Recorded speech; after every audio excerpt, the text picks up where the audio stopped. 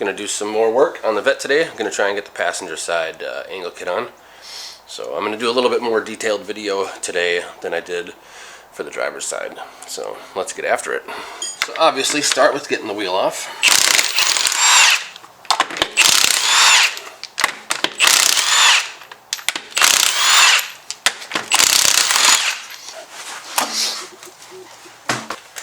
And we're going to take the caliper and the carrier, or the caliper bracket, off all at once. 21 mil on a swivel. And I'm going to give myself a little bit more space here.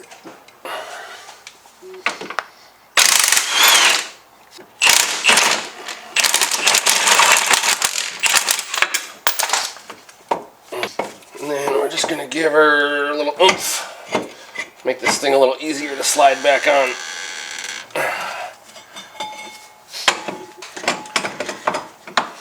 Rotor comes off, obviously. Slip a jack stand in there. Just to show you a little bit of my favorite way to set down brake calipers. Take it and rest it right there in its new little home.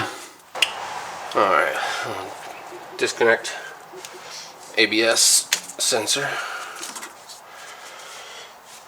Now would be the easiest time to break this loose. The jam nut for the tie rod end. It's a 22 millimeter.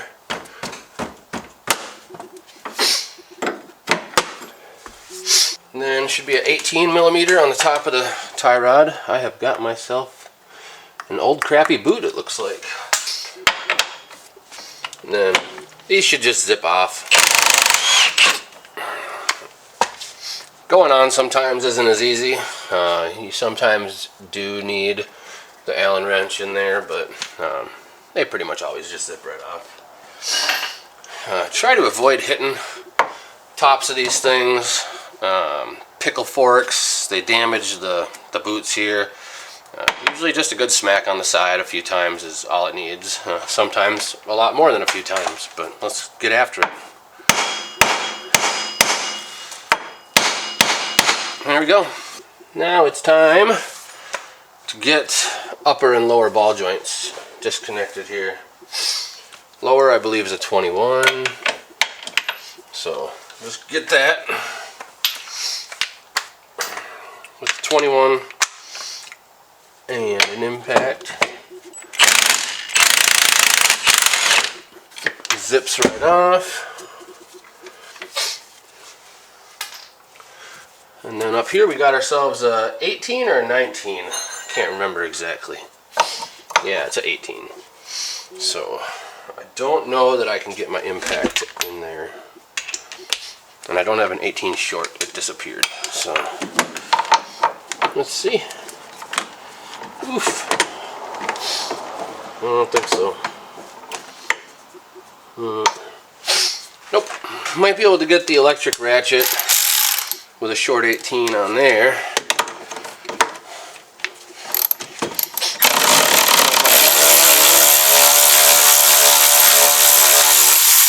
And that one's gonna spin. So we'll get ourselves a 5 millimeter Allen wrench. If you can get a little bit of squirrel piss on the threads, it'll make taking it off by wrench just a little easier.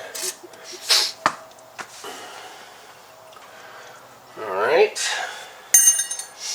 So now 18 and a 5 millimeter Allen.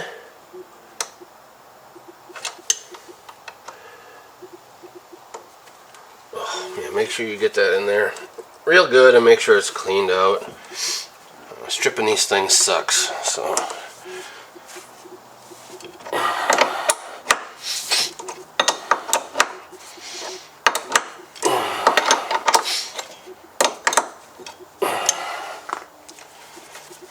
nothing to it. Okay, same deal as the tie rod here. I'll give this thing a whack. That one's loose. It's the bottom one that we gotta get. Once again, please don't just jam a pickle fork in here and go to town on it. Something like this, getting a pry bar in there, and we're just going to wedge up and create a little bit of tension on this thing while we smack the knuckle here.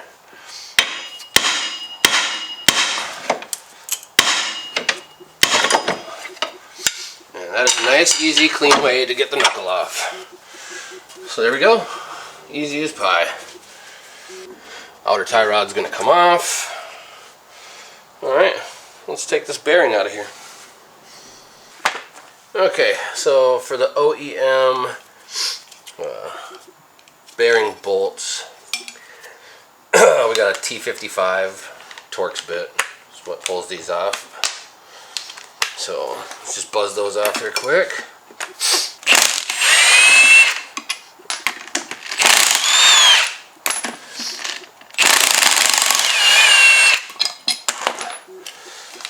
And it's pretty straightforward. Now we've got to chop this sucker up, and wasn't a big fan of doing it with the cutoff wheel last time. I might try the Sawzall this time. We'll see.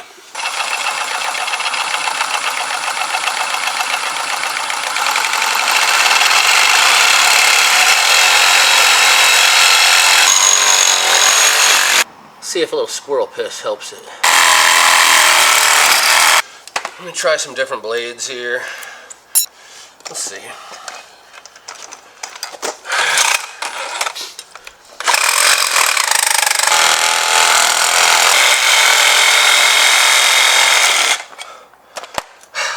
That was a workout.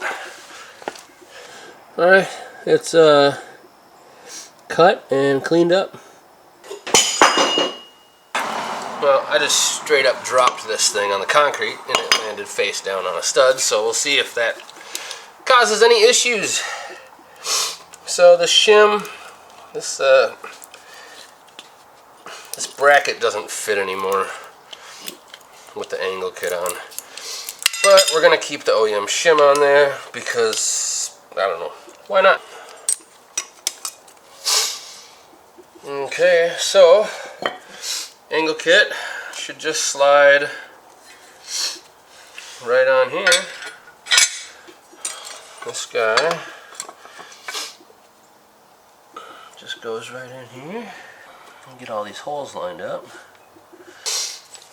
Well, we got the 2 bolts that the kit came with. Just gonna put a little drop of red on here. Or whatever, I'll buy new knuckles. So the factory bolt obviously still uses the T55.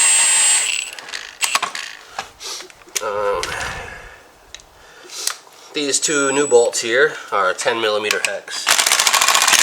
Alright, and we'll take this over to the bench. Welcome to my humble, dirty workbench. I just want this thing in here enough to stop it from spinning when I torque it. Now, these 3 bolts, the factory calls for 96 foot-pounds. 96 it is.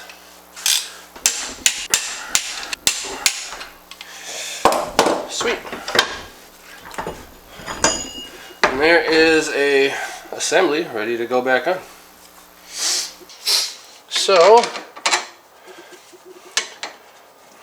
one of these is right hand threads, the other one's left hand threads, and as I just found out, the left hand thread one slides clear over the tie rod, so pretty quick and easy to figure that one out.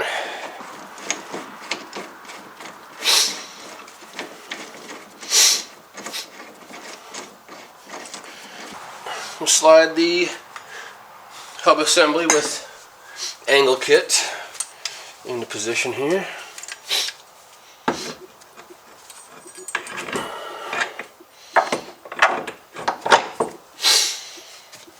Okay, and get that 21mm nut back on.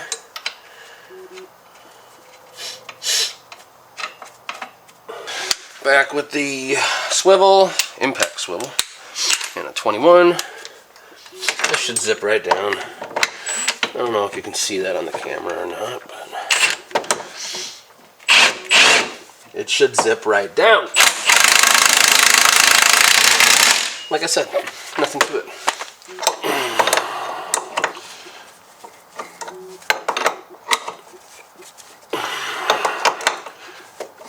So now we got to get this assembly together. Up in the air, it's going to be at quite an angle. So, okay, so up in the air, it's going to be at quite an angle to get into there. So just use the bolt to turn that down that way. That'll probably be right about where it needs to be.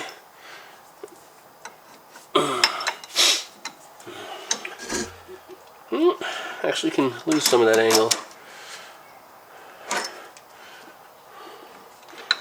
Alright, right in there. So we'll slip the bolt up through. Then we got a washer and a lock nut that go up there. So let's see if we can turn it back this way now that it's kind of connected. Oh, it's hitting the inner fender on the other side. Okay, so now we get the washer, we get this lock nut. I'm getting a phone call from my baby.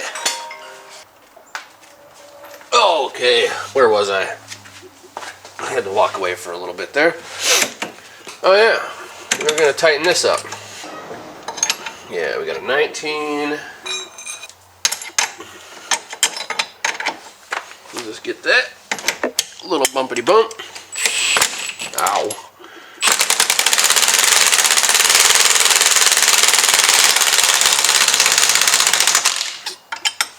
Okay, we are ready. Now this sticks out a little bit further than it used to now because of the angle kit. And there's supposed to be some spacers that come with it, but I think there is.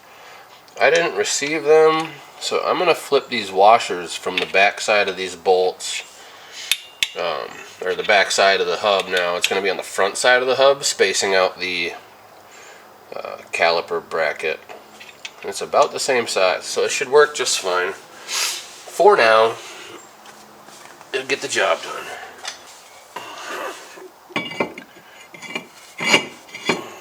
Caliper and bracket should slide right into place. Okay, let's get the first one started. There she goes. Okay. 21 millimeter.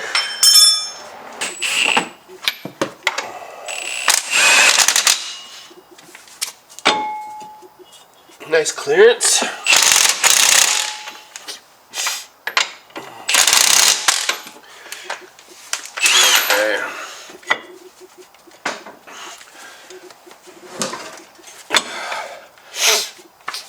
Alrighty, let's see what this looks like just with the wheel on.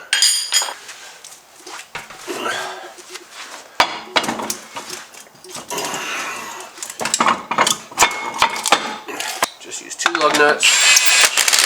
Make sure it gets centered where it's going to be. Okay.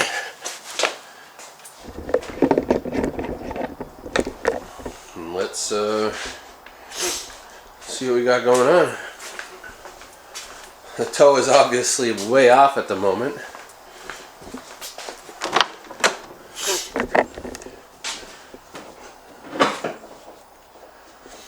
Okay, there's full lock to the right. Let's see what we're looking like here.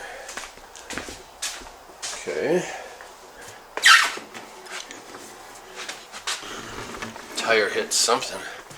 Okay, it's hitting the upper arm for sure. Let's turn it the other way if we can.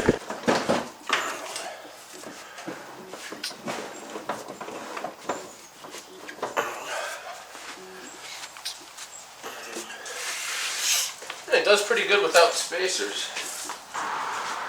Alright, well that's straight on the steering wheel. So I'm going to turn these Heim joints and just get these things kind of somewhat close here, just by eyeball.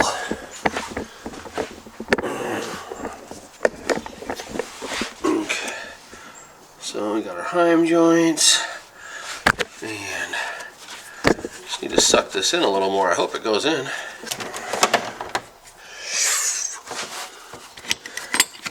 I'll grab them both just in case I'm wrong.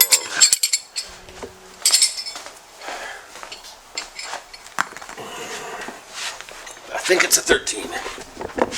Alright. Okay, 13 millimeter on the inner. I'm just going to turn this in a bit until it's reasonably straight.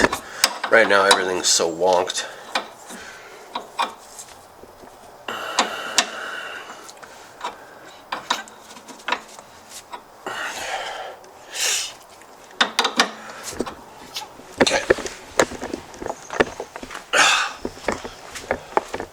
That's close enough for now. Now this guy, same deal, just towed out. Double check my wheel. Wheel looks good. Alright, let's get this guy. Now, same deal here. This one is, oh, I'm gonna need to break you loose, aren't I? Let's see if it'll come loose here. Nope. Alright, so we broke that loose.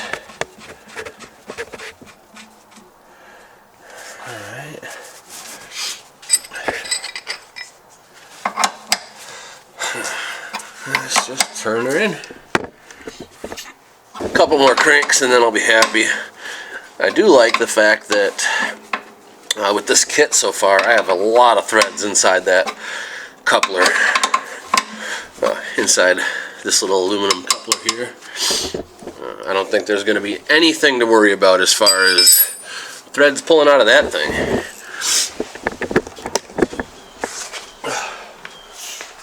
Okay. So this one has a spacer on it, so you can see it's sticking out quite a bit.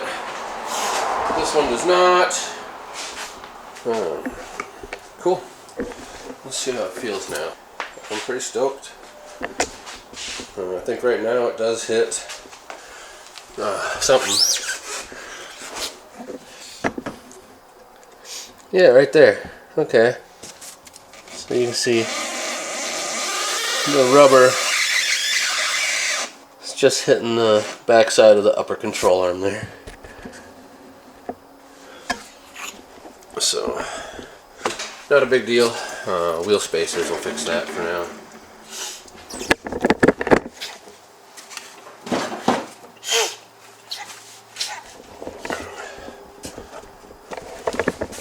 Well, super. That's the installation of the Mild Mantis angle kit from FDF Race Shop. I hope you dug the video.